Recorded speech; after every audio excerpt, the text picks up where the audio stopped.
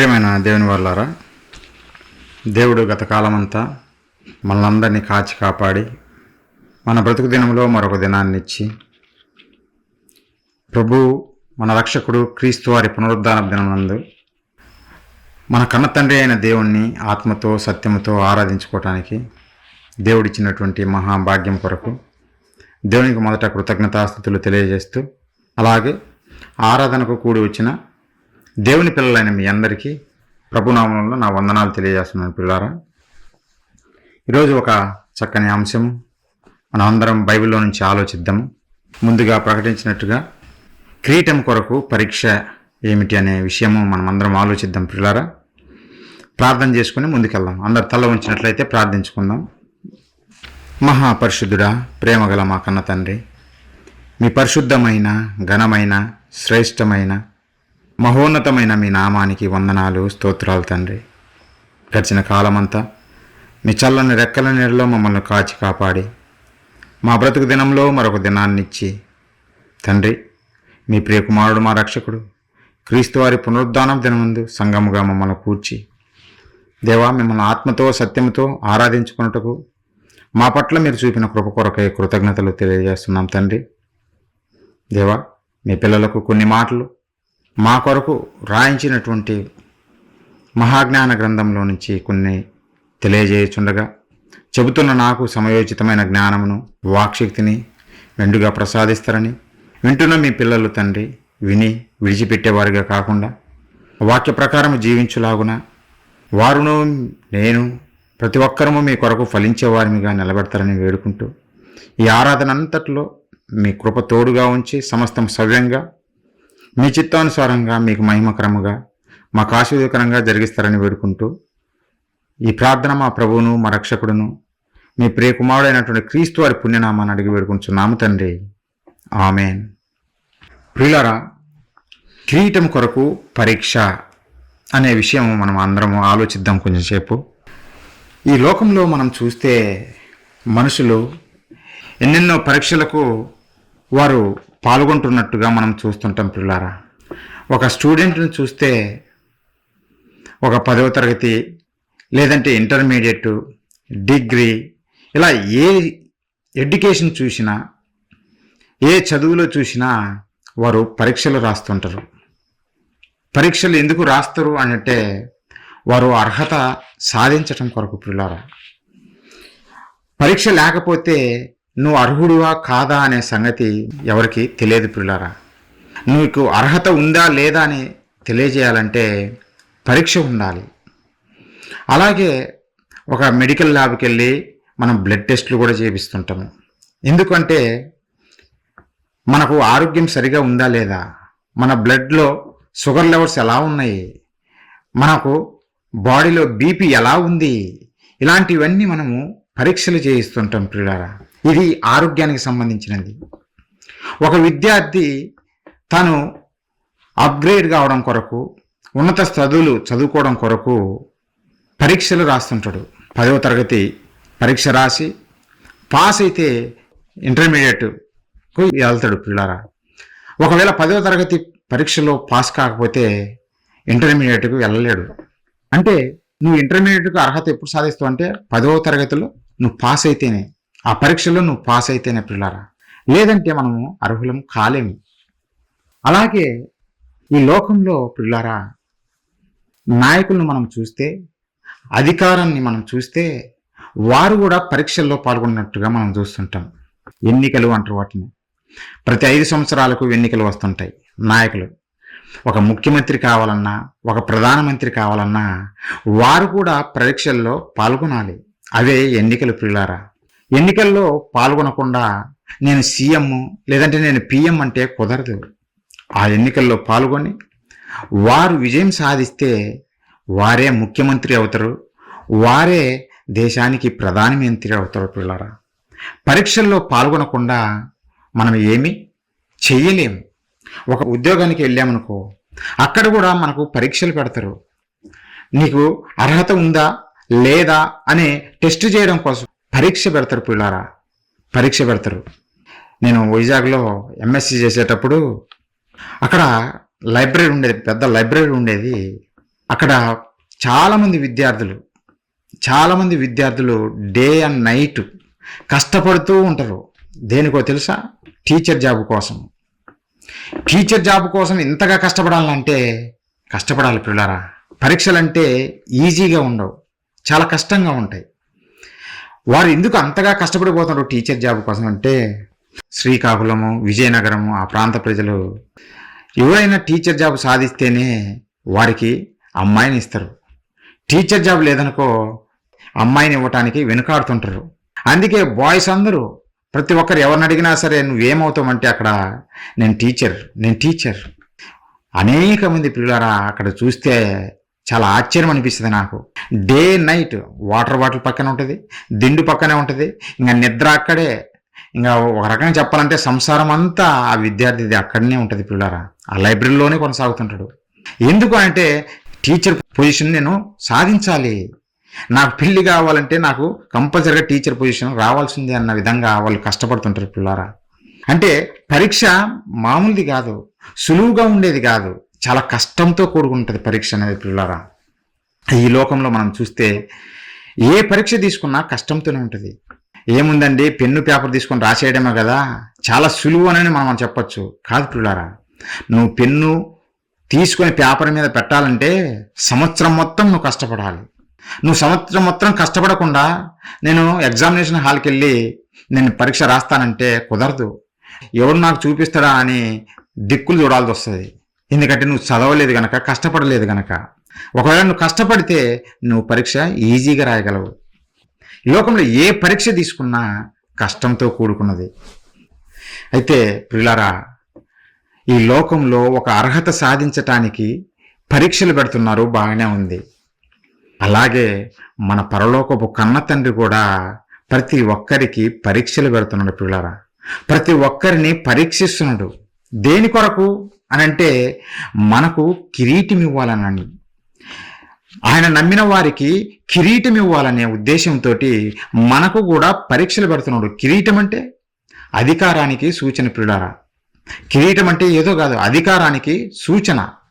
మరి ఆ కిరీటం ఇవ్వటం కొరకు దేవుడు మనకు కూడా పరీక్షలు పెడుతున్నాడు. ఒకసారి ఎలాంటి కిరీటం దేవుడు ఇస్తున్నాడో మనం ఆలోచిస్తే, కొరింథీయులకు రాసినటువంటి మొదటి పత్రిక 9వ అధ్యాయము 25వ వచనం పిల్లలు, మరియు పందెమందు పోరాడు ప్రతివాడు అన్ని విషయములందు మితముగా ఉండును, వారు క్షయమగు కిరీటమును పొందుటకును మనమైతే అక్షయమగు కిరీటమును పొందుటకును మితముగా ఉన్నాము అని పౌలు గారు అంటున్నారు పిల్లలు. మనకు ఎలాంటి కిరీటము? అక్షయమైనటువంటి కిరీటము అంటున్న దేవుడు.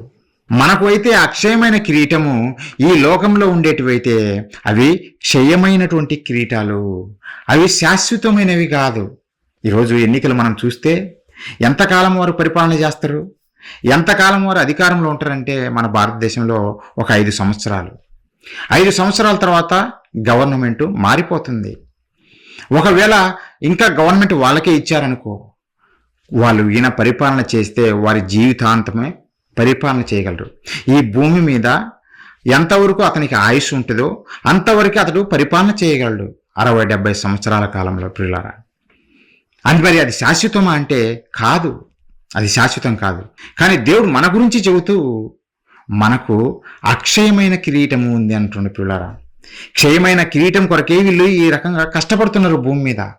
మరి అక్షయమైన కిరీటం కొరకు మనము పరీక్షలో పాల్గొనాలనా లేదా? మనము కష్టపడాలనా లేదా? కష్టపడాలి పిల్లారా. ఈ మధ్యనే soccer world cup, FIFA world cup జరిగింది. మీ అందరికి తెలుసు.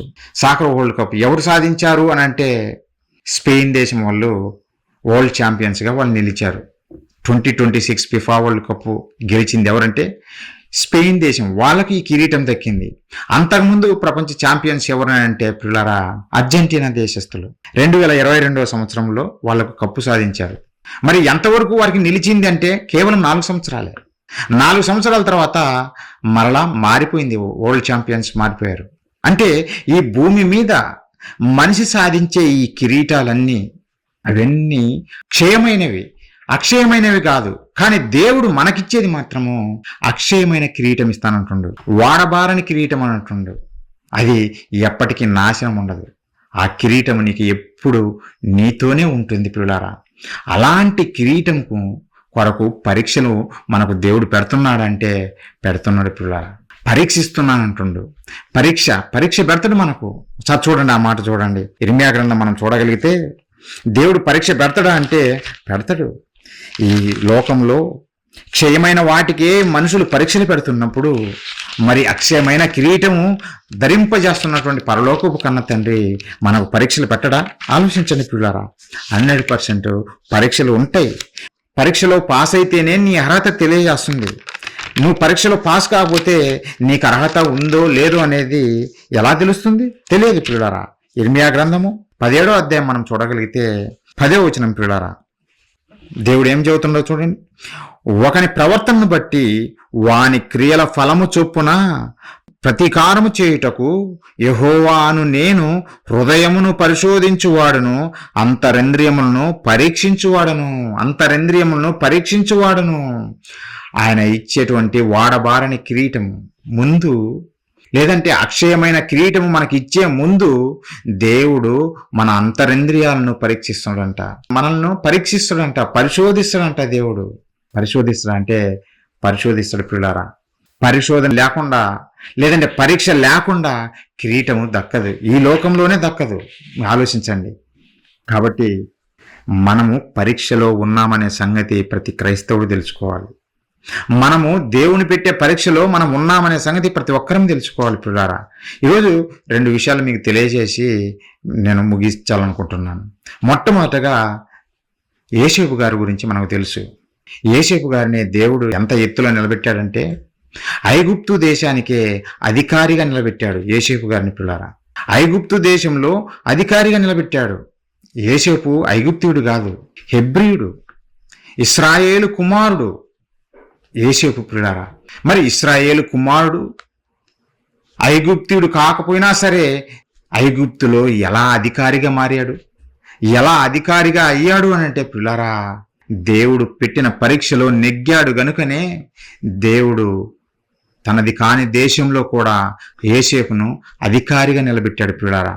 సరే, ఆ మాట చదివేసి ముందుకెళ్దాం పిల్లారా. ఎలాంటి పరీక్షలు యోసేపు గారు ఎదుర్కొన్నారో మనం చూస్తే మనము కూడా ధైర్యం తెచ్చుకుంటాం. మనము కూడా ఇలాంటి పరీక్షలు గుండా వెళ్తున్నప్పుడు తొలగిపోకుండా దేవుని యందు స్థిరులుగా ఉండి దేవుడు అనుగ్రహించు అక్షయమైన కిరీటం మనము కూడా సంపాదించుకుంటాం పిల్లారా. దేవుడు యోసేపును అధికారిగా నిలబెట్టాడా, కిరీటం ధరింపజేశాడంటే అవును పిల్లారా. ఒకసారి ఆదికాండము 41వ అధ్యాయము 41వ వచనం నుంచి నేను చదువుతున్నాను, మీరు ఒకసారి చూడండి. మరియు ఫరో, చూడుము, ఐగుప్తు దేశం అంతటి మీద నిన్ను నియమించి ఉన్నానని యోసేపుతో చెప్పెను. ఐగుప్తు దేశం అంతటి మీద నిన్ను నియమించాను, యోసేపు అధికారిగా నియమించాను. మరియు ఫరో తన చేతినున్న తన ఉంగరము తీసి యోసేపు చేతునకు పెట్టి సన్నపు నారబట్టలు అతనికి తొడిగించి అతని మెడకు బంగారు గొలుసు వేసి తన 2వ రథము మీద అతన్ని నెక్కించెను. అప్పుడు వందనము చేయుడని అతని ముందర జనులు కేకలు వేసిరి. అట్లు ఐగుప్తు దేశమంతటి మీద అతను నియమించెను. ఐగుప్తు దేశమంతటి మీద యోసేపు నాయకుడిగా ఉన్నాడు పిల్లారా. యోసేపు ఐగుప్తీయుడు కాదు, అయినా సరే ఐగుప్తు దేశాన్నంతటికి నాయకుడిగా దేవుడు నియమించాడు. ఇక్కడ ఫరో నియమించినా ఫరో ఎలా నియమించాడు? దేవుడు పర్మిషన్ ఇచ్చాడు గనక, దేవుడు అనుగ్రహంతో ఇది జరిగింది గనక పిల్లారా. అంత గొప్పగా యోసేపుని నిలబెట్టాడు. మరి ఇంత గొప్పగా దేవుడు నిలబెట్టినప్పుడు మరి అంతకు ముందు అతని జీవితంలో ఏమి జరిగింది అని మనం ఆలోచిస్తే పిల్లారా, ఆయన వెళ్ళిన పరీక్షలు మామూలుగా కాదు పిల్లారా. యోసేపు గారు యాకోబు గారికి పుట్టినటువంటి కుమారుడు. ఎవరికి? యాకోబుకు అలాగే రాహేలుకు పుట్టినటువంటి కుమారుడు. ఎవరి కొరకైతే 14 సంవత్సరాలు యాకోబు గారు కొలువు చేశారో తన మామ దగ్గర, లాబాను దగ్గర, ఆమెకు పుట్టినటువంటి మొదటి కుమారుడే యోసేపు పిల్లారా. ఆ యోసేపు యాకోబు గారికి వృద్ధాప్యంలో పుట్టినవాడు గనుక అమితంగా ప్రేమించేవాడు యాకోబు యోసేపును. చాలా ఇష్టంగా చూసుకునేవాడు. తన ఇష్టమైన భార్యకు పుట్టినవాడు, అలాగే తన వృద్ధాప్యంలో పుట్టినవాడు గనక యోసేపు అంటే చాలా ఇష్టము. అంతేకాకుండా యోసేపులో చాలా మంచి గుణం ఉంది. తన అన్నలు చేస్తున్నటువంటి ప్రతి చెడు కార్యాన్ని తన తండ్రికి సమాచారం తీసుకొస్తుండేవాడు. అంటే చాలా మంచి బాలుడుగా మనకు కనపడతాడు పిల్లారా యోసేపు గారు. చాలా మంచి వ్యక్తిగా కనపడుతున్నాడు. తన అన్నలు దుర్మార్గ పనులు చేయొచ్చు, చెడ్డ క్రియలు చేయొచ్చు, యోసేపు చేయడు. చేయకుండా తన అన్నలు చేస్తున్నటువంటి చెడు కార్యాలన్నిటిని తన తండ్రికి తెలియజేస్తాడు. దాని ద్వారా తన తండ్రి అన్నలకు బుద్ధి చెబుతాడు, అన్నలను సరిచేస్తాడు. అది మంచి లక్షణం పిల్లారా, అది మంచి లక్షణము. చిన్నవాడైనా సరే యోసేపులో ఒక పెద్దవానిలాగా ఆలోచిస్తున్నాడు, ఒక మంచి నీతిమంతుల్లాగా ఆలోచిస్తున్నాడు తన అన్నల పట్ల. తన అన్నలు చెడిపోకూడదు అనే ఉద్దేశంతో. అయితే అన్నలకు పిల్లారా యాకోబు యోసేపును ప్రేమించడము నచ్చలేదు. దానిని బట్టి పగబట్టారు. దానికి తగ్గట్టుగా యాకోబు గారు యోసేపుకు ఒక మంచి అంగీని, ఒక కొత్తది ఆయన కొరకు తయారు చేసి యోసేపుకు ధరింపజేస్తాడు పిల్లారా. అయితే అన్నలు అది నచ్చక జీర్ణించుకోలేక తమ్ముడైనటువంటి యోసేపు మీద పగ పెంచుకుంటారు, ప్రేమించరు పిల్లారా. దానికి తోడు యోసేపు గారికి కలలు రావడం ప్రారంభించాయి. ముందే అన్నలు పగబట్టారు.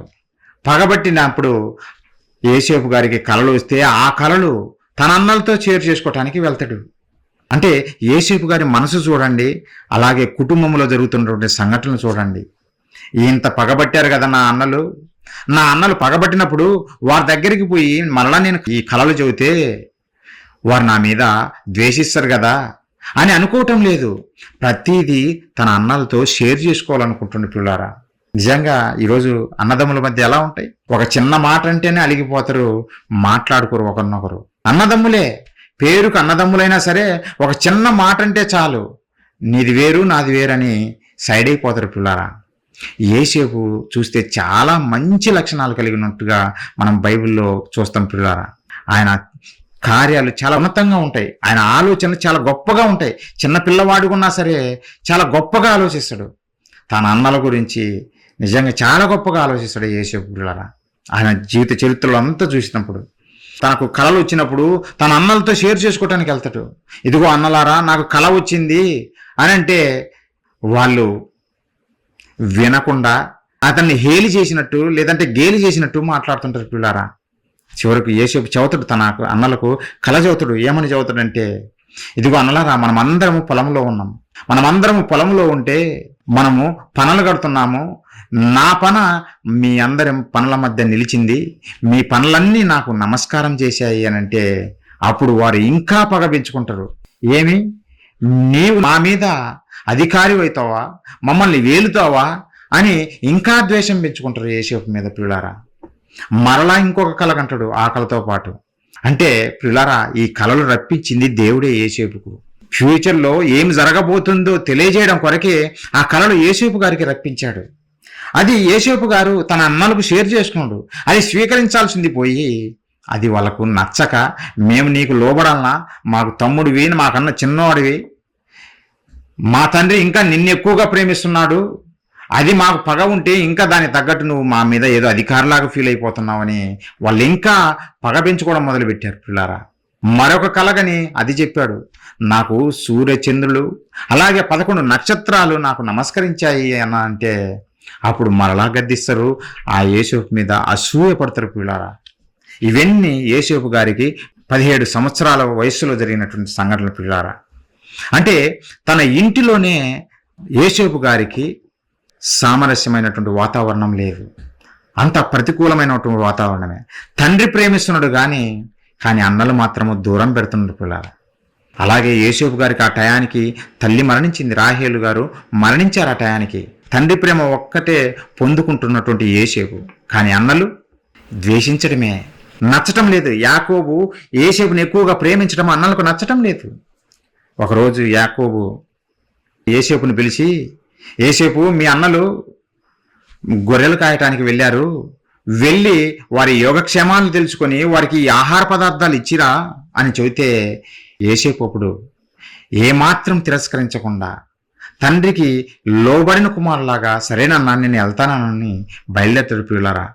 ఏం చెప్పొచ్చు కదా, నాన్న వాళ్ళు నా మీద ద్వేషం పెంచుకున్నారు, నేను ఎందుకు వెళ్ళాలి వాళ్ళ దగ్గరికి, నేను వెళ్ళను అని చెప్పొచ్చు కదా. అలా చెప్పలేదు.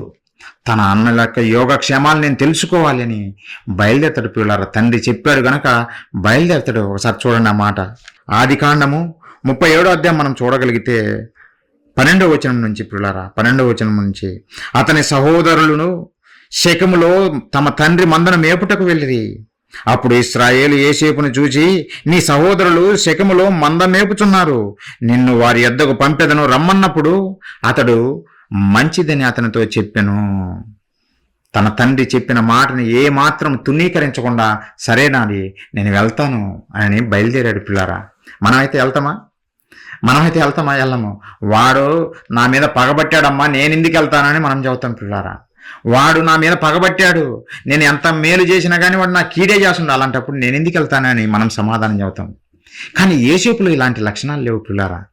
తన అన్నల మీద ప్రేమ ఉందే కానీ వారు ద్వేషించినా సరే ఏమాత్రం యోసేపు మనసు గాయపరుచుకొని అన్నల మీద ద్వేషం పెంచుకోలేదు పిల్లారా. తండ్రి చెప్పినట్టుగానే అన్నల దగ్గరికి వెళ్తాడు. దూరంగా చూసి అన్నలు ఏం చేశారో తెలుసునా? తమ్ముడు వస్తున్నాడు, మన యోగక్షేమాలు తెలుసుకోవటానికి వస్తున్నాడు, మన కొరకు ఆహార పదార్థాలు తెస్తున్నాడు అని మంచిగా స్వీకరించాలి కదా. అలా కాకుండా డిఫరెంట్గా ఆలోచించారు అన్నలు. ఇదిగో కలలు గనువాడు వస్తున్నాడు మన దగ్గరికి, మనం ఇప్పుడు ఏం చేయాలంటే అతన్ని చంపి పడేసి గుంటలో ఎక్కడొకసారి పడేద్దామని ఒక దురాలోచన పన్నారు పిల్లారా అన్నలు. అదే అధ్యాయం మనం చూడగలిగితే 37వ అధ్యాయం పిల్లారా, 18వ వచనం పిల్లారా, 18వ వచనం. అతడు దగ్గరకు రాకమునుపు వారు దూరము నుండి అతన్ని చూచి అతన్ని చంపుటకు దురాలోచన చేసిరి అన్నలు పిల్లారా.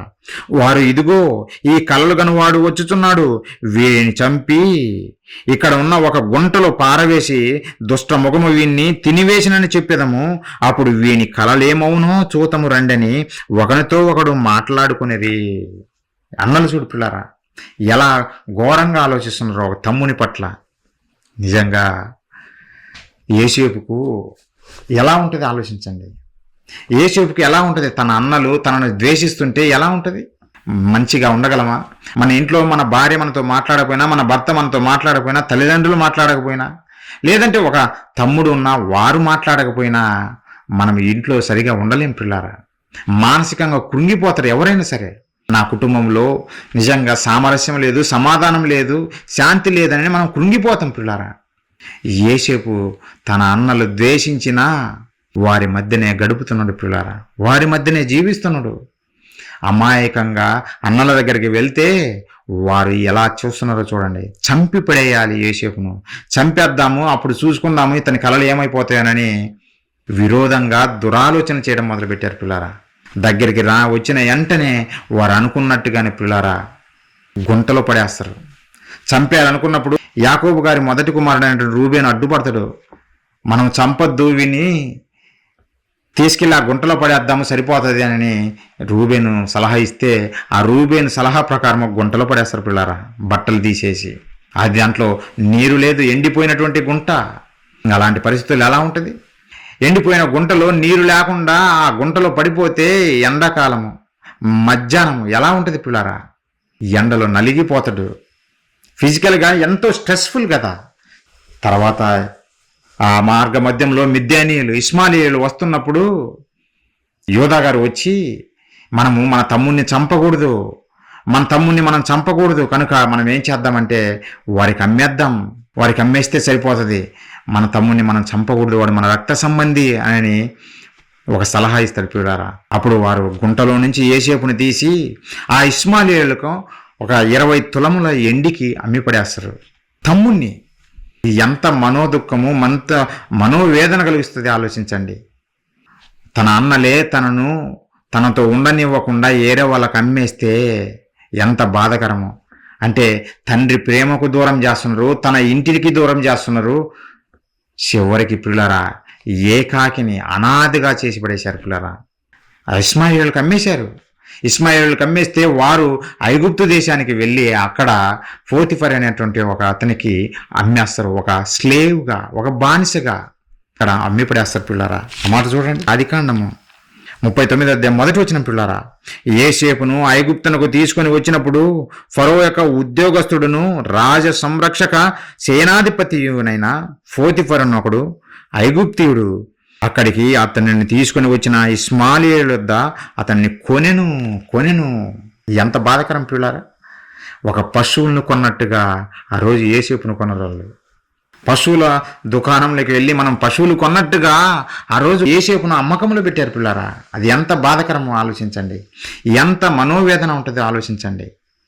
యోసేపు ఎంత ఏడ్చినా వేదన పడినా అన్నలను బతిమలాడినా వారు ఏమాత్రం కనికరించలేదు పిల్లారా. అన్నలు ఏమాత్రం యోసేపు మీద కనికరం చూపలేదు.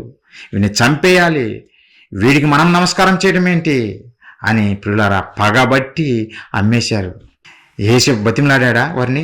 అవును పిల్లారా, వాళ్ళని బతిమలాడాడు. అదే వాళ్ళు అన్నలే చదువుతుంటారు ఆ విషయం. ఒకసారి ఆదికాండం పిల్లారా 42వ అధ్యాయం మనం చూడగలిగితే 21వ వచనంలో అన్నలే చదువుతున్నారు. యోసేపు ఎంతగా బతిమలాడుకున్నాడో వాళ్ళే చదువుతున్నారు పిల్లారా. 21వ వచనం పిల్లారా, అప్పుడు వారు నిశ్చయముగా మన సహోదరుని ఎడల మనము చేసిన అపరాధమునకు శిక్ష పొందుచున్నాము. అతడు మనల్ని బతిమాలుకొనినప్పుడు మనము అతని వేదన చూచియు వినకపోతేమి. అతడు మనల్ని బతిమాలుకున్నాడు. అన్నలారా, నన్ను ఎందుకు అమ్మేస్తారు, నన్ను ఎందుకు చంపుతారు అని బతిమలాడుకున్నాడు పిల్లారా. అయినా వినలేదు. యోసేపు సహోదరులు వినలేదు, అన్నలు వినలేదు, అమ్మి పడేశారు. ఒక పశువును అమ్మినట్టు అమ్మి పడేశారు. ఎంత ఘోరంగా ఆలోచించండి. యోసేపు ఎంత నలిగిపోయింటాడో మీరు ఆలోచించండి. యోసేపు గారి జీవితంలో ఆయన ఐగుప్తుల మీద లేదంటే ఐగుప్తు దేశం మీద రాజుగా లేదంటే నాయకుడిగా నియమించబడక మునుపు ఆయన పొందినటువంటి వేదన, మనోవేదన, మనోదుఖము, ఆయన పడిన కష్టాలు, ఇదే పరీక్ష ప్రియులారా. ఎన్ని కష్టాలు జరిగినా అద్భుతమైందో తెలిసిన యోసేపు గారు ఎక్కడైనా సరే దేవుణ్ణి ఏమాత్రం దూషించలేదు, దేవుని మీద ఏమాత్రం సనగలేదు. నేను దేవా నిన్ను నమ్ముకున్నాను కదా, మరి నాకేంటి ఈ కష్టాలు అని ఈరోజు సమాజం చదువుతున్నట్టుగా చెప్పలేదు యోసేపు గారు. ఎప్పుడు చెప్పలేదు పిల్లారా. దేవుని యందు భయభక్తులు కలిగే జీవించాడు యోసేపు గారు. ఎప్పుడు ఎన్ని కష్టాలు పెట్టినా దేవుని యందు నమ్మిక ఉంచాడు. మనము అలానే బ్రతకాలి పిల్లారా. మనం కూడా యోసేపులాగా బ్రతకాలి. కష్టాలు రాగానే దేవుని విడిచిపెట్టేవారిగా ఉండిపోకూడదు. కష్టాలు వచ్చిందే ఎందుకో నువ్వు తెలుసుకోవాలి. ఈ పాఠం అయిపోయిన తర్వాత నీకు అర్థమవుతుంది. మనకు ఎందుకు కష్టాలు వస్తున్నాయో నువ్వు అర్థం చేసుకోవాలి. నువ్వు దేవుని దృష్టిలో పడిపోయావు, నువ్వు దేవుని దృష్టిలో ఉన్నావు, మనుషుల దృష్టిలో కాదు. అందుకే ఈ పరీక్షలు నీకు జరుగుతున్నాయి. నిన్ను ఉత్తీర్ణుడుగా చేయాలని, నిన్ను గొప్పవాడిగా నిలబెట్టాలనే దేవుడు ఈ పరీక్షలు మన జీవితంలో రప్పిస్తున్నాడు పిల్లారా.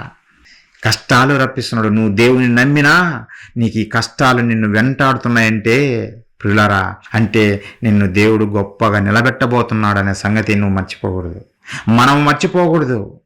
యోసేపు జీవితంలో అదే జరిగింది. అంతటి ఆగిపోయిందా యోసేపు కష్టాలంటే? లేదు పిల్లారా. అక్కడ పోతిఫరుకు అమ్మబడ్డాడు కదా, ఆ ఇంటిలో నమ్మకంగా పని చేసుకుంటున్నాడు. దేవుడు కూడా తోడుగా ఉండి ఆయన చేతి పనిని ఆశీర్వదించడం వలన పోతిఫరి యొక్క ఆ ఇల్లంతా ఆశీర్వదింపబడింది. యోసేపును బట్టి దేవుడు ఆ ఇంటిని ఆశీర్వదించాడు. అయితే యోసేపు అందంగా ఉండడం చూసి పోతిఫరు భార్య కన్ను యోసేపు మీద పడింది పిల్లారా. ఎప్పుడు ఇతన్ని వాడుకోవాలా? యవన కాలంలో ఉన్నాడు కదా, యవన ప్రాణంలో అందంగా ఉన్నటువంటి యోసేపును చూసి పోతిఫరు భార్య మోహించింది. ఎప్పుడు దొరుకుతాడా, ఎప్పుడు శయనిద్దామని ఎదురు చూసింది. అనేక మార్లు అతనిని అడిగింది పిల్లారా, నాతో శయనించుము, నాతో శయనించుము. నిజంగా ఎంతగా నమ్మక ద్రోహము తన భర్తకు చేస్తుందో మనకు ఈ సందర్భంలో మనకు అర్థమవుతుంది పిల్లారా. ఒకసారి చూడండి, ఆ మాట చూడండి. పోతిఫరి భార్య యోసేపు దగ్గరికి వచ్చి నమ్మకంగా పనిచేస్తున్నటువంటి యోసేపు దగ్గరికి వచ్చి తన పని ఏదో తనని చేసుకునేయచ్చు కదా. తన ఇంటిలో ఏదో పని చేసుకుంటున్నాడు, తన జీవితం మీద కొనసాగిస్తున్నాడు, తండ్రికి దూరం అయ్యాడు, కుటుంబానికి దూరం అయ్యాడు, ఒంటరిగా ఉన్నటువంటి వాడిని వదిలేయచ్చు కదా. అలా కాదు, అక్రమంగా అనుభవించాలి, అన్యాయంగా అనుభవించాలి అనుకుని ఆ పోతిఫరి భార్య యోసేపు దగ్గరికి వచ్చి రోజు ప్రతి దినం ఇదే పీడించడము, నాతో చేయనించము అని పిల్లారా. ఆదికాండము 39వ అధ్యాయం మనం చూడగలిగితే 7వ వచనం పిల్లారా, 7వ వచనము, అటు తర్వాత అతని యజమానుని భార్య యోసేపు మీద కన్ను వేసి తనతో సేమించుమని చెప్పెను. అయితే అతడు ఒప్పక, నా యజమానుడు తనకు కలిగినదంతయు నా చేతికి అప్పగించెను కదా, నా వశమున తన ఇంటిలో ఏమి ఉన్నదో అతడు ఎరుగడు. ఈ ఇంటిలో నాకంటే పైవాడెవడను లేడు. నీవు అతని భార్యవైనందున నిన్ను తప్ప మరి దేనిని నాకు అప్పగింపక ఉండలేదు. కాబట్టి నేనెట్లు ఇంత ఘోరమైన దుష్కార్యము చేసి దేవునికి విరోధముగా పాపం కట్టుకుందును అని తన యజమానుని భార్యతనను.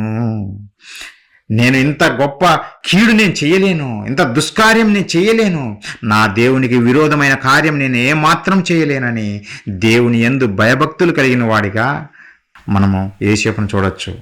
నిజంగా ఇలాంటి అవకాశాలు ఇక్కడ ఇప్పుడు ఈ సమాజంలో వస్తుంటే మనుషులు ఊరుకుంటారా పిల్లరా? ఎప్పుడు దొరుకుతారా, ఎప్పుడు మోసం చేద్దామా అన్నట్టుగా స్త్రీ చూస్తుంది, పురుషుడు చూస్తుంది. ఈరోజు మనము న్యూస్ మీడియాలో చూస్తే ప్రియుడితో కలిసి భర్తను చంపడము ఎంత ఘోరమైన కార్యాలు చూడండి. పెళ్లి చేసుకున్నప్పుడు ఇద్దరు ఇష్టపడే చేసుకున్నారు కదా, మరి ఎంతలేక ఆ ప్రేమ తగ్గిపోయిందా? అలానే ఉంది పిల్లరా సమాజము, అలానే ఉంది. ఆనాటి నుండి ఈనాటి వరకు అలానే ఉంది. ఈమెకు పోతిఫెర భర్తగా ఉన్నాడు కదా, అయినా సరే భర్తను మోసం చేసి భర్త లేని సమయంలో యోసేపును అనుభవించాలని చూసింది ఈ పోతిఫెర భార్య. యోసేపు గుణవంతుడు గనక, నీతిమంతుడు గనక, దేవునికి భయపడేవాడు గనక పిల్లారా ఆమెను ఏమాత్రం ముట్టుకోలేదు. ఈ ఇంటి మీద సమస్తం మీద నాకు అధికారం ఇచ్చాడు కానీ నా యజమానుడు నీ భర్త, కానీ నీ మీద నాకు అధికారం ఇవ్వలేదు. నేను ఈ దుష్కార్యం చేసి నా దేవునికి ఏమాత్రం విరోధంగా నేను పాపం చేయను అని ఒప్పుకోలేదు పిల్లారా. అయితే ఆమె విడిచిపెట్టలేదు. ప్రతిరోజు ఇలానే పీడిస్తూ ఉన్నది. ఒకరోజు ఇంట్లో పని చేసుకోవడం కోసం యోసేపు వస్తే ఒంటరిగా ఉండడం చూసి యోసేపు దగ్గరికి వచ్చి మరలా అదే మాటలు పలికింది పిల్లారా. అప్పుడు యోసేపు అక్కడి నుంచి పరుగులు తీసేసరికి వెంటనే అతని వస్త్రాన్ని పట్టుకున్నది. ఆ వస్త్రాన్ని కూడా విడిచిపెట్టి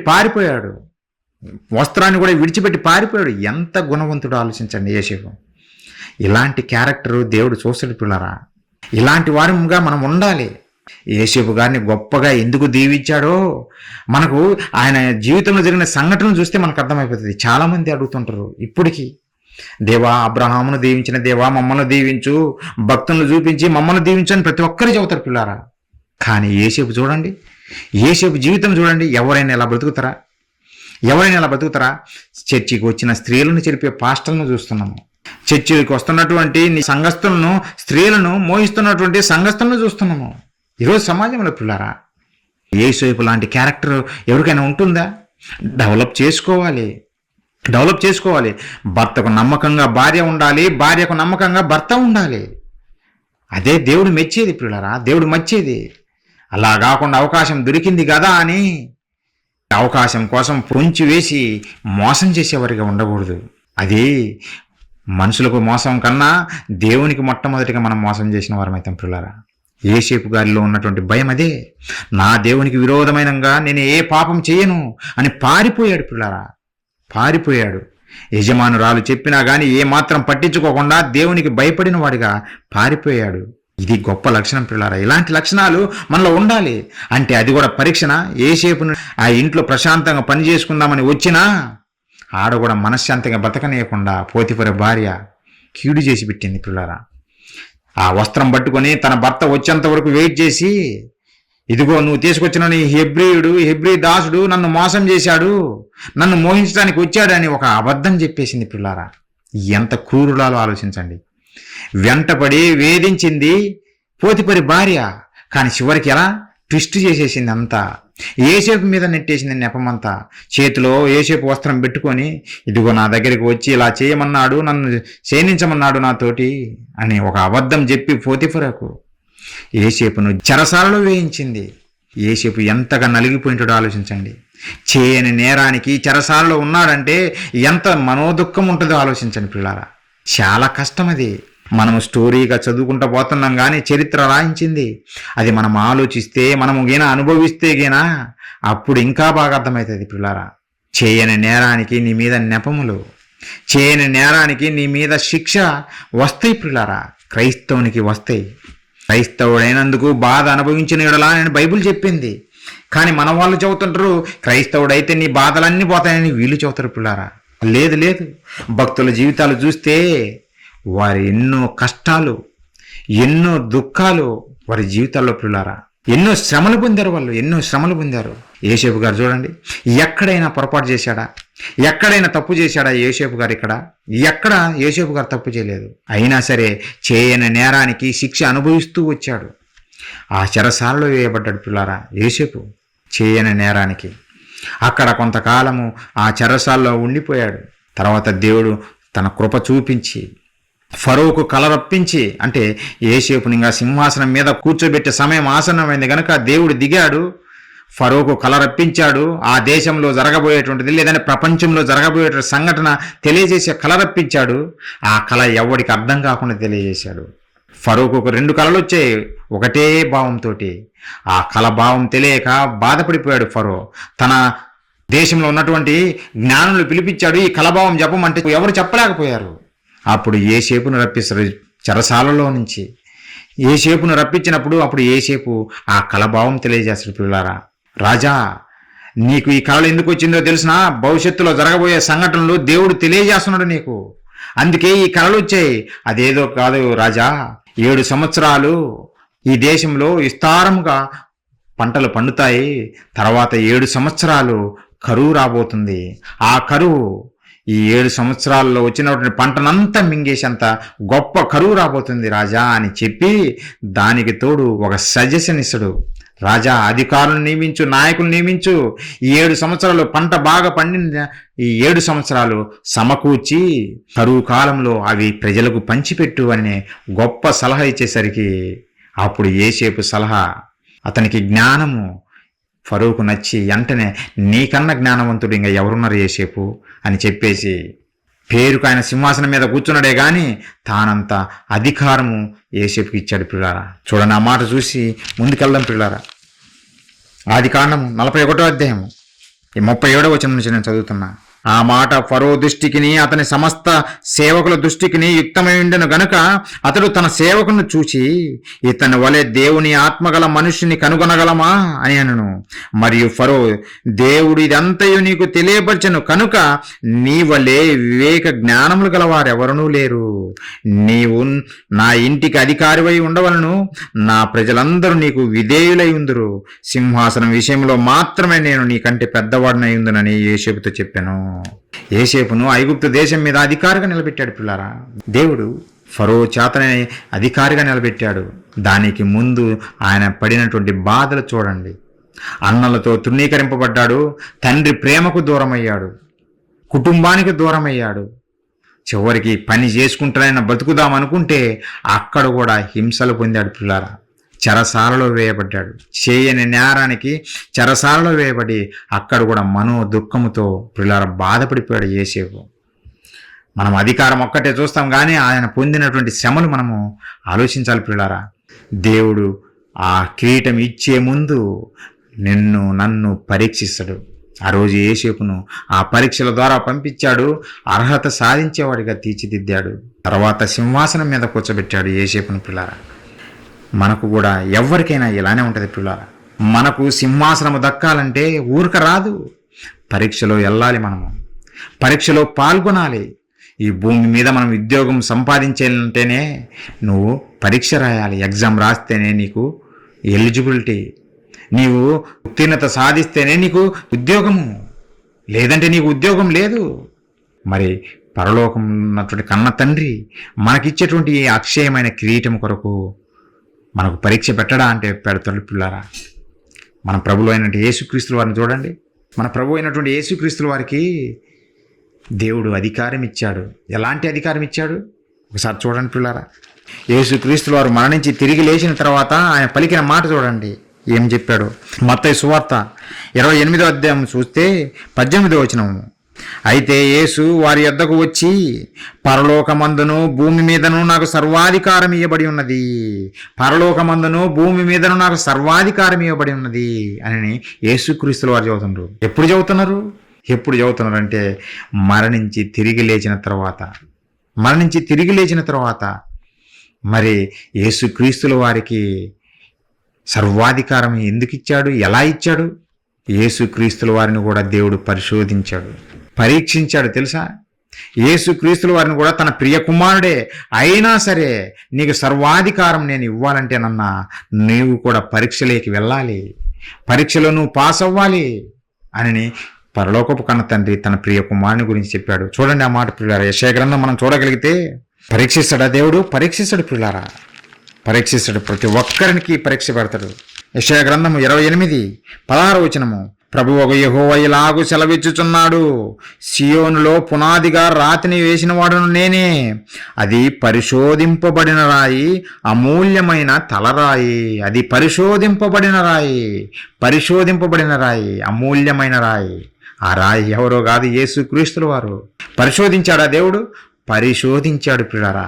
ఎలా పరిశోధించాడు? యేసుక్రీస్తుల వారిని దేవుడు ఎలా పరిశోధించాడని చూస్తే ప్రియులారా, ఒకసారి చూడండి. హెబ్రీయులకు రాసిన పత్రిక 5:7 తండ్రి అయిన దేవుడు తన ప్రియ కుమారుని ఏ విధంగా పరీక్షించాడు, ఏ విధంగా పరిశోధించాడు అని మనం చూస్తే, శరీరధారి అయి ఉన్న దినములలో మహారోదనముతోనూ కన్నీళ్లతోనూ తన్ను మరణము నుండి రక్షింపగలవానికి ప్రార్థనలను యాచనలను సమర్పించి భయభక్తులు కలిగి ఉన్నందున ఆయన అంగీకరింపబడెను. ఆయన అంగీకరింపబడిన కుమారుడే కదా, ప్రియ కుమారుడే కదా. ఈయన యందు నేను ఆనందించుచున్నానని దేవుడే సాక్ష్యం చెప్పాడు కదా. అయినా సరే దేవుడు ఎప్పుడు అంగీకరించాడో తెలుసున? ఆ ప్రియ కుమారుని కూడా ఎప్పుడు అంగీకరించాడంటే, భూమి మీద ఉన్న కాలంలో ఆయన మహారోదన, కన్నీళ్ళు, ప్రార్థన యాచించాడు దేవుణ్ణి, హంబుల్ రిక్వెస్ట్ చేసుకున్నాడు దేవుణ్ణి, పరలోకపు కన్న తండ్రిని. అప్పుడు ఆయన అంగీకరింపబడ్డాడు. నిజంగా ఆయన అంత శ్రమంలో వెళ్ళాడా యేసుక్రీస్తుల వారంటే?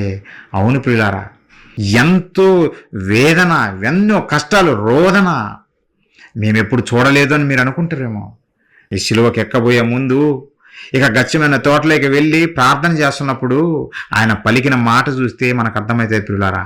ఆయన ఎంతగా నలిగిపోయాడో మనకు అర్థమైపోతుంది. కన్నీళ్ళు వచ్చాయా? అవును, కన్నీళ్ళు, రోదన యేసుక్రీస్తుల వారికి. అంతగా శ్రమలు వచ్చినాయి ఆయనకు. ఆ గచ్చమైన తోటలోకి వెళ్ళి ఆయన ప్రార్థిస్తున్నప్పుడు చూస్తే ప్రియులారా, ఆయన ఎంతగా దుఃఖిస్తున్నాడో మనకు అర్థమవుతుంది.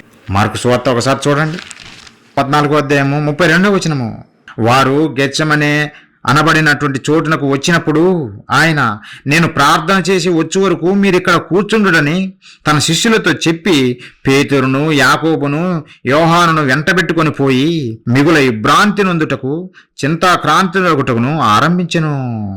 మిగుల విభ్రాంతి నొందుటకును చింతాక్రాంతుడైపోయాడు. ఎందుకంటే ఆయన కళ్ళ ముందు శిలువ మరణం కనబడుతుంది. యేసుక్రీస్తుల వారి కళ్ళ ముందు శిలువ మరణం కనబడుతుంది. అది తలుచుకుంటే ఎవరికైనా పిల్లరా, ఈరోజు మనకైనా సరే ఎంతో వేదన, ఎంతో కన్నీళ్ళు తట్టుకోలేము మనం, అది భరించగలమా అనిపిస్తుంది పిల్లారా.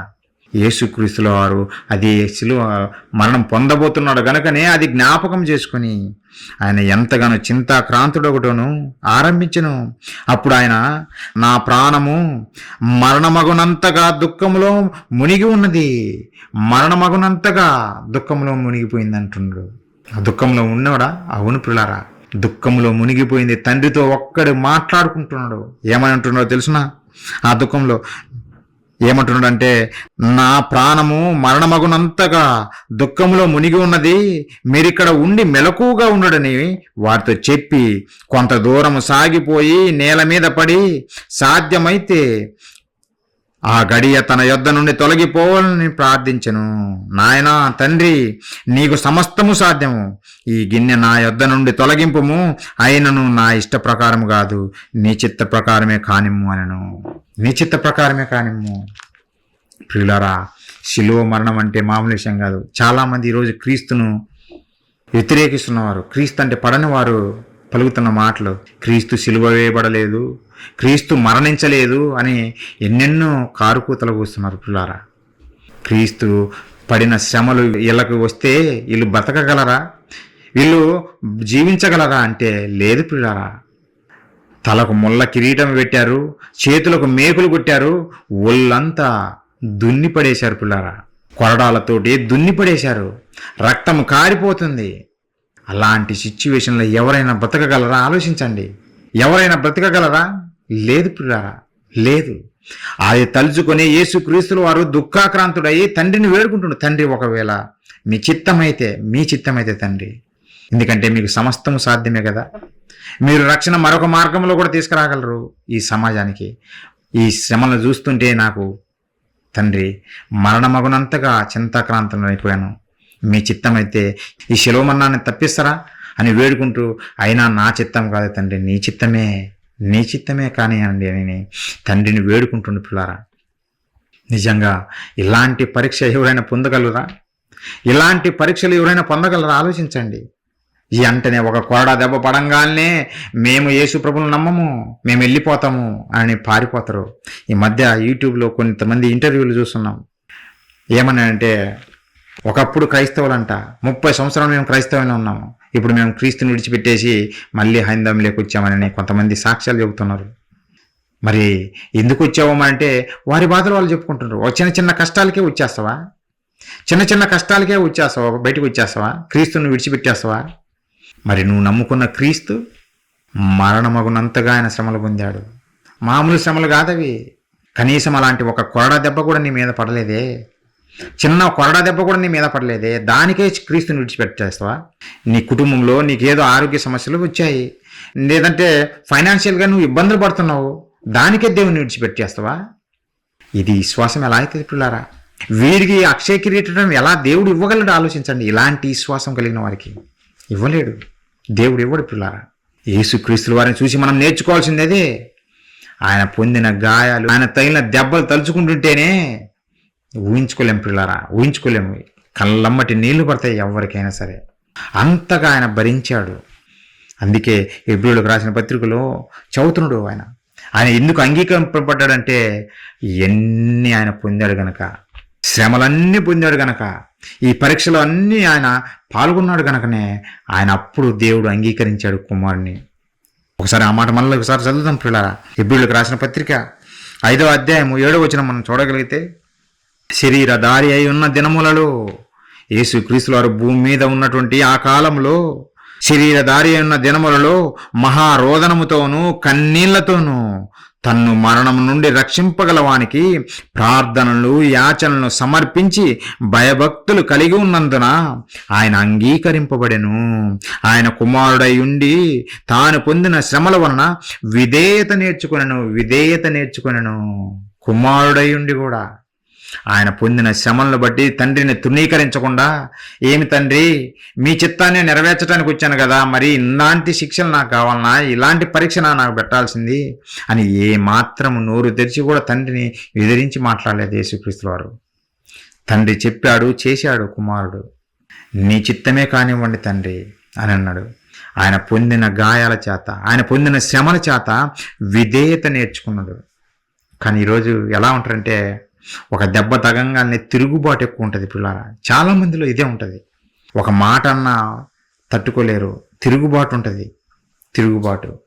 ఒక మాట అయినా, ఒక శ్రమ అయినా మనకు వచ్చిందంటే మనము దేవుని పట్ల విధేయత నేర్చుకోవాలి. కుటుంబంలో సమస్యలు రావచ్చు, కుటుంబం విడిచిపెట్టచ్చు. నువ్వు దేవుని నమ్మావు గనక, ఒక యేసేపు గారిలాగా అన్నలు అందరూ విడిచిపెట్టారు కదా, ద్వేషించారు కదా, చంపాలని చూశారు కదా, చివరికి పశువు నమ్మినట్టు అమ్మేశారు కదా. చివరికి ఏం జరిగింది? దేవుని మాత్రం విడిచిపెట్టలేదు కదా. అలా మనం బ్రతకాలి. దేవుని ఎప్పుడు విడిచిపెట్టకూడదు. యేసుక్రీస్తుల వారిని కూడా విడిచిపెట్టారు. అందరూ విడిచిపెట్టారు. తన తమ్ముళ్ళందరూ విడిచిపెట్టేశారు. అలాగే ఆయన ఎవరి కొరకైతే ప్రాణం పెట్టడానికి వచ్చాడో వాళ్ళందరూ సిలువ వేయండి, ఆ బందిపోడు దొంగ అయిన బరబ్బానే మాకు విడిపించండి అని కేకలు వేసి సిలువ వేసి చంపేంత వరకు యూదులు నిద్రపోలేదు పిల్లారా. సొంత జనులే చంపేశారు. ఆలోచించండి. ఆయన యేసుక్రీస్తుల వారు దేవుని నుంచి తప్పిపోయాడా? ఏంది ప్రభువా, నేను నిన్ను నమ్ముకుంటే నాకు ఈ శ్రమలేంది? ఏ రోజైనా అన్నాడా? లేదు, అనలేదు పిల్లారా. కానీ ఈరోజు చాలామంది తొలగిపోతున్నారు దేవునిలో నుంచి. ఎందుకంటే చిన్న చిన్న సమస్యలే. ఏదో పిల్లోడికి ఒంట్లో బాగాలేదు, 7 వారాలు వెళ్ళాము, ఎక్కడి నుంచి తెచ్చిపెట్టారు. కానీ ఈ పద్ధతులు చాలామంది ఏంది తెలుసా, వాళ్ళ ఇంట్లో ఆరోగ్యం బాగాలేకపోయినా 7 వారాలు చర్చికి పోతే బాగుపడుతుంది ఒక మూఢనమ్మకంతో వెళ్ళిపోతుంటారు. 7 వారాలు బాగుపడిన తర్వాత మళ్ళీ ఊరి మీద తిరగడానికి బయలుదేరుతారు. అంటే నీకు ఆరోగ్యం బాగాలేకపోతే దేవుని దగ్గరికి రావా? నీ ఇంట్లో కుమారుడు కానీ, లేదంటే నీ ఇంట్లో ఎవరైనా మరణిస్తే దేవుని దగ్గరికి రావా? ఎప్పుడు ఇన్ని భూమి మీద స్థిరపడిపోతావా? నువ్వు కూడా పోవాల్సిందే కదా, ఏదో ఒక రోజు పోవాల్సిందే కదా. నీ రోజు ఎప్పుడు వస్తుందో నీకు తెలియదు కదా. అయినంత మాత్రాన ఏదో జరిగిపోయిందని, ఏదో శ్రమలు నీకే వచ్చినాయని ఫీల్ అయిపోయి దేవుణ్ణి విడిచిపెడతావేంటి? నువ్వు అర్థం చేసుకోవటంలే. బైబిల్ చదవాలి. అందుకే బైబిల్ చదివితే నీకేమర్థమైతే తెలిసిన, దేవుని దృష్టిలో నువ్వు పన్నావు గనుకనే, దేవునికి నువ్వంటే ఇష్టం గనుకనే ఈ శ్రమలు నీకు రప్పిస్తున్నాడు, ఈ పరీక్షలు నీకు పెడుతున్నాడు. ఎందుకంటే నువ్వు ఉత్తీర్ణుడవయ్యి గొప్పవాడివయ్యి అక్షయ కిరీటం నువ్వు పొందుకోవాలని, దేవుడు అనుగ్రహించే ఆ అక్షయ కిరీటం నువ్వు పొందుకోవాలని ఈ శ్రమల గుండా నిన్ను పంపిస్తున్నాడు. అది అర్థం చేసుకోకుండా, అయ్యో నేను దేవుని దగ్గరికి వెళ్ళాను, చర్చికి వెళ్ళాను, నాకు అన్నీ శ్రమలే కాబట్టి ఆ చర్చి దేవుడు నాకు వద్దు బాబు అని ఈరోజు కొంతమంది బయలుదేరారు పిల్లలు. మీరు యూట్యూబ్లో చూస్తే ఇలాంటి వాళ్ళందరినీ చూస్తుంటాం. మాకేమి కలిసి రాలేదండి, అక్కడికి పోతే అంతా నష్టమే వచ్చిందండి అని వీళ్ళు చెబుతున్నారు. పౌలు గారు నేను సమస్తాన్ని నష్టపరుచుకొని నేను దేవునిలోకి వచ్చినా అని ఆయన చెబుతున్నాడు. ఎవరికైనా ఈ వాక్యాలు అర్థమవుతాయా? దీనికి ప్రధాన కారణం మన బోధకులే. గొప్ప గొప్ప బోధకులు దేవుని నమ్ముకో, కన్నీ ఆశీర్వాదాలే, కష్టాలేముండవు అని తప్పుడు బోధలు చేశారు కనుకనే ఈ ప్రజలు కూడా అమాయక ప్రజలు అవసరాలకు దేవుని నమ్మారు. వారి అవసరాలు తీరకపోవడం బట్టి దేవుణ్ణి విడిచిపెట్టి బయటికి వెళ్ళిపోయారు. ప్రియులారా, వాక్యము అలా చదివితే ఊరికి అర్థం కాదు. మనం నమ్మిన మన ప్రభులు వారే. దేవుడు ఎప్పుడు అంగీకరించాడంటే ఆ శ్రమలన్నీ ఆయన పొందినప్పుడే, అప్పుడే యాక్సెప్ట్ చేశాడు. లేదంటే లేదు పిల్లారా, యాక్సెప్ట్ చేయడు దేవుడు. తన ప్రియ కుమారుణ్ణే ఆ విధంగా చూశాడంటే మనల్ని పొద్దున్న లేచిన నుంచి పాపాలు. అలాంటప్పుడు మనం ఆ శ్రమల గుండా పోకుండా నాకు తండ్రి నాకు పరలోకం ఇచ్చేయంటే ఇచ్చేస్తాడా, నాకు అక్షయ కిరీటం ఇచ్చేయంటే ఇచ్చేస్తాడా? వీళ్ళు చెబుతుంటారు, ప్రార్థన చేస్తారు, తండ్రి కుమార్తెను చేర్చుకో, కుమారుని చేర్చుకో, పరలోకం చేర్చుకో. నువ్వు చెబితే దేవుడు చేర్చుకోవాలనా? క్రైస్తవ్యానికి అర్థం కాలేదు. భక్తుల జీవితాలు చూస్తుంటే మనకు అర్థమవుతుంది ఏందో తెలుసునా? ఈ శ్రమల గుండా ఈ భూమి మీద మనం వెళ్తాం, ఈ కష్టాలు వస్తాయి. ఎందుకంటే మనల్ని దేవుడు గొప్పవారిగా నిలబెట్టాలనే, అక్షయ కిరీటం మనకు ధరింప చేయాలనే, ఈ ప్రపంచాన్ని మనం వేలాలనే ఇవన్నీ దేవుడు మనకు జరిగిస్తాడు. అందుకే మనకి ఎప్పుడైనా కష్టాలు వచ్చినాయనుకో మీరేం భయపడద్దు. అలాగని దొంగతనం చేసి కష్టాలు తెచ్చుకోమని కాదు, లేదంటే వ్యభిచారం చేసి కష్టాలు తెచ్చుకోమని కాదు, లేదంటే నరహత్యలు చేసి కష్టాలు తెచ్చుకోవమని కాదు. మనం ఏ నేరం చేయకపోయినా మన మీద నిందలు మోపుతుంటారు, మనల్ని దూషిస్తుంటారు, మనల్ని హింసిస్తుంటారు. అలాంటప్పుడు నువ్వు ధైర్యంగా నిలబడు. నా తండ్రి నా మీద దృష్టి నిలిపాడు, నా దేవుడు నా మీద దృష్టి నిలిపాడు, నా దేవుడు నన్ను కోరుకున్నాడు, అందుకే ఈ శ్రమలు వచ్చాయి, నిలబడతానని నిలబడాలి. ఒక యేసేపులాగా, ఒక యోబులాగా, మరి ముఖ్యంగా మన ప్రభువులాగా మనం నిలబడాలి. పిల్లారా, ఈ శ్రమను చూసి పారిపోకూడదు దేవునికి దూరంగా. ఇవే పరీక్షలు. దేవుడు పరీక్షిస్తానన్నాడు కదా, పరీక్షిస్తాడు, నిన్ను పరీక్షిస్తాడు, మనల్ని పరీక్షిస్తాడు. ఎందుకంటే ఆయన ఇచ్చే కిరీటం నువ్వు పొందుకోవాలంటే ఈ పరీక్షల గుండా వెళ్ళాలి. అందుకే యేసుక్రీస్తుల వారు ఈ పరీక్షలన్నీ, దేవుడు పెట్టిన పరీక్షలన్నీ పాస్ అయ్యాడు. గొప్పగా సింహాసనం మీద కూర్చొని సర్వాధికారం కలిగి పరిపాలన చేస్తున్నాడు. ఆయన ఏమన్నాడు తెలిసిన యేసుక్రీస్తుల వారు? అసలు చూడండి, ప్రకటన గ్రంథము 3వ అధ్యాయం మనం చూడగలిగితే 21వ వచనం, పిల్లారా, నేను జయించి నా తండ్రితో కూడా ఆయన సింహాసనమందు కూర్చుండున్న ప్రకారము నేను జయించాను అని చెబుతుండే యేసుక్రీస్తుల వారు. ఈ భూమి మీద నేను జయించాను అంటే పరీక్షలో పాల్గొని జయించాడు. ఒక ఎన్నికలకు వెళ్తారు నాయకులు ఎన్నికలకు వెళ్ళి జయించి సింహాసనం మీద కూర్చుంటారు. ముఖ్యమంత్రి, ప్రధానమంత్రి. గెలవకుండా వెళ్ళి నేను ముఖ్యమంత్రిని అని కూర్చోరు ఎవరు పిల్లారా. లోక సంబంధంగా చదువుతున్నా. యేసుక్రీస్తుల వారు కూడా అంతే చదువుతున్నారు. నేను జయించాను, నాకు వచ్చిన పరీక్షలన్నిటినీ వాటిని ఎదుర్కొన్నాను, పాస్ అయ్యాను, నేను జయించాను అని చెబుతుండు. జయించి నా తండ్రితో కూడా ఆయన సింహాసనం అందు కూర్చుండి. నువ్వు జయించినప్పుడే నీకు సింహాసనం. నా తండ్రితో కూడా నేను సింహాసనం మీద కూర్చున్నాను, నాతో పాటు నేను జయించిన ప్రకారమే ఎవరైతే జయిస్తారో వారు కూడా నా సింహాసనం అందు కూర్చుంటారని చెబుతున్నాడు. నేను జయించి నా తండ్రితో కూడా ఆయన సింహాసనం అందు కూర్చుండన్న ప్రకారము జయించు అని నాతో కూడా నా సింహాసనం అందు కూర్చుండబెట్టేదను, నాతో కూడా నా సింహాసనం అందు కూర్చుండబెడతాను. మరి జయిస్తున్నారా? జయించాలి పిల్లారా. జయించడం అంటే ఈజీగా అవుతుందా? యుద్ధానికి రాజు వెళ్తే జయించడం అంటే ఎలా? యుద్ధం చేయాలా, కష్టపడాలా, ప్రాణాలకు తెగించి కష్టపడాలా, యుద్ధం చేయాలా, అప్పుడే విజయం నీకు వస్తుంది. ప్రాణాలకు తెగించి. మన జీవితం కూడా అదే, ప్రాణాలకు తెగించి ప్రాణాలను కూడా లెక్క పెట్టకుండా దేవుని కొరకు నిలబడాలి. కష్టాలు వచ్చినా సరే నిలబడాలి దేవుని కొరకు, జయించాలి మనం. అప్పుడే దేవుడు మనల్ని కూడా సింహాసనం ముందు కూర్చోబెడతానన్నట్టు.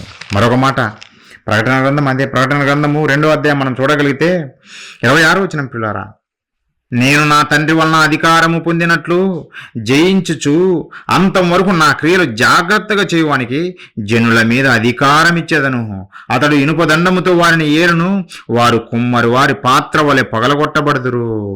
నేను అధికారం ఇస్తాను, ఎవరైతే జయిస్తారో వారికి నేను అధికారం ఇస్తాను అంటుండు పిల్లారా. అధికారం ఇస్తానంటుండు. అవును, మనం ఈ భూమి మీద ఉన్నప్పుడే మనం జయించాలి. ఈ పరీక్షల్లో మనము విజయం సాధించాలి. పరీక్షలను చూసి పారిపోకూడదు. పరీక్షలు అంటే కష్టాలు పిల్లారా. మనకొచ్చే ఈ కష్టాలను చూసి పారిపోకూడదు. వాటన్నిటిని అధిగమించి దేవుని మహిమపరిచేవారిగా మనం వెళ్ళాలి, నిలబడాలి. అప్పుడే దేవుడు మనల్ని ఆయన సింహాసనం మీద కూర్చోబెడతాడు. అక్షయ కిరీటము ధరింపజేసి ఒక నాయకునిగా, ఒక రాజుగా, ఒక కింగుగా నిన్ను ఆయన సింహాసనం మీద కూర్చోబెట్టి జనులను నీకు అప్పగిస్తానంటుండు. నువ్వు వారిని ఇనుపదండంతో వెళ్తావు, కుమ్మరు వాని పాత్ర వలె వారిని పగలగొడతావు అని దేవుడు చెబుతుంది పిల్లారా. కాబట్టి మనకు కిరీటం దక్కేది ఎప్పుడో తెలుసునా? పరీక్ష పాస్ అయినాకనే. పరీక్షలో పాస్ కాకుండా మనకు కిరీటం రాదు. కాబట్టి మనమందరము మనకు ఈ జీవితకాలంలో మనకు మీదికి వస్తున్నటువంటి శ్రమలు చూసి పారిపోకుండా, దేవుని నుండి తొలగిపోకుండా పిల్లారా, ఒకనాడు శద్రకు మేషకు అబేద్నెగోలు పలికినట్టుగా మరణమైనా సరే మేము ఎదుర్కొంటాం, కానీ దేవుని మాత్రం మేము ఎడవము. అంత గొప్ప భక్తులుగా మనం అందరం మారాలనే దేవుడు కోరుకుంటుండు. అలాగని మరణానికి అప్పగిస్తాడు దేవుడు. అలాంటి శ్రమలు వస్తాయి, కానీ మన విశ్వాసం మాత్రం ఏమాత్రం తొలగిపోకూడదు అలాంటి శ్రమల్లో కూడా. అప్పుడే దేవుడు మనకు అక్షయ కిరీటం ధరింపజేస్తాడు. అలా కాకుండా వచ్చినటువంటి చిన్న చిన్న సమస్యలనే చూసేసి పారిపోతే, దేవుని విడిచిపెట్టి తిరిగితే మనకు ఏమాత్రం కిరీటం దక్కదు పిల్లారా. కాబట్టి కిరీటం పోగొట్టుకునే వారిగా మనం ఎవ్వరం ఉండకుండా దేవుడు అనుగ్రహించేటువంటి ఆ అక్షయ కిరీటాన్ని మనం అందరం పొందుకోవాలని నేను మనస్ఫూర్తిగా కోరుకుంటూ ఈ మాటలు ముగిస్తున్నాం. ప్రార్థన చేసుకున్నాము. అందరూ తల ఉంచినట్లయితే ప్రార్థించుకున్నాం.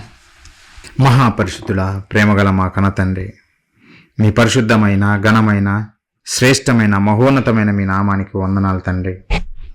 దేవా, భక్తుల జీవితాలు మా కొరకు రాయించారు నాయన. వారు ఎన్నో శ్రమలు పొందారు దేవా. భూమి మీద ఎంతో మనోవేదన, దుఃఖం పొందారు నాయన. కానీ మిమ్మల్ని విడవలేదు. ఆ శ్రమలన్నీ వచ్చింది నాయన, మీరు వారిని గొప్పగా చేయాలనే వచ్చాయే తప్ప అర్ధాంతరంగా వారి జీవితాన్ని ముగించాలని కాదు తండ్రి. దేవా, ఆ సత్యం తెలియక అనేక మంది ఈరోజు పొరపడిపోతున్నారు, మీ నుంచి దూరం అయిపోతున్నారు. చిన్న కష్టం రాగానే మీ పిల్లలకు మీ మాటలు కొన్ని తెలియజేశాను నాయన. భక్తుల జీవితాన్ని ఆదర్శంగా తీసుకుని ఒక యేసేపు గారిలాగా, ఒక ఏబు గారిలాగా, మరి ముఖ్యంగా మీ ప్రియకుమారుడు మా రక్షకుడు క్రీస్తు వారిలాగా నాయన, ఎలాంటి కష్టాన్నైనా మేము ఎదుర్కొని మీకు విజయం తెచ్చే పిల్లలుగా మేమందరము ఉండులాగున మమ్మల్ని బలపరచండి, స్థిరపరచండి. దినదినము అభివృద్ధి చెందులాగున ఆశీర్వదించమని వేడుకుంటున్నాం నాయన. పరీక్షలు వస్తున్నప్పుడు వాటిని చూసి పారిపోకుండా ఆ పరీక్షలను ఎదుర్కొని తండ్రి మిమ్మల్ని మహిమపరిచేవారిగా ప్రతి ఒక్కరిని నిలబెట్టమని వేడుకుంటూ, మా అపరాధములు, మా పాపములు దయతో మన్నించమని బ్రతిమాలుకుంటూ తండ్రి, మీ కొరకు ఉన్నతంగా మేమందరము బ్రతుకులాగున మీ సహాయం అనుగ్రహిస్తారని వేడుకుంటూ తండ్రి, ఈ ప్రార్థన మా ప్రభువును, మా రక్షకుడును, మీ ప్రియకుమారుడైనటువంటి క్రీస్తు వారి పుణ్యనామాన్ని అడిగి వేడుకుంటున్నాము తండ్రి. ఆమెన్. ప్రియులారా, మీ అందరికీ ప్రభునామమున నా వందనాలు తెలియజేస్తున్నాను.